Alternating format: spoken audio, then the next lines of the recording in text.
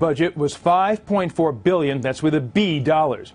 And according to U.S. UN Ambassador Nikki Haley, the U.S. has now negotiated a $285 million budget reduction. That's about 5%. No specifics on how the money would be saved, but Haley said there have been reductions in what she called the UN's bloated management while instilling more discipline and accountability.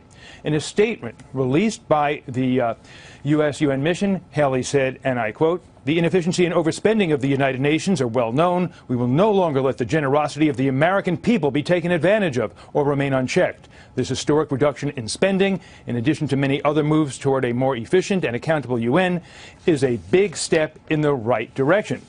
Haley's announcement follows a vote in the UN General Assembly rejecting President Trump's decision to recognize Jerusalem as Israel's capital.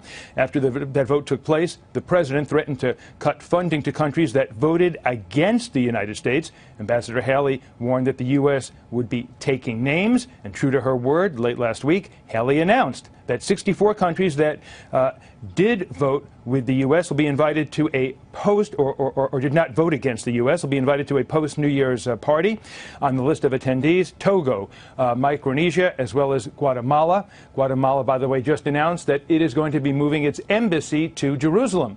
Now, as for the UN budget, a recent study showed that UN employees generally earned higher salaries than their U.S. civil service counterparts. The United States is the single largest contributor to the United Nations, paying 22% of its basic budget. Japan is the second largest contributor at about 10%, which is less than half of what the U.S. pays in.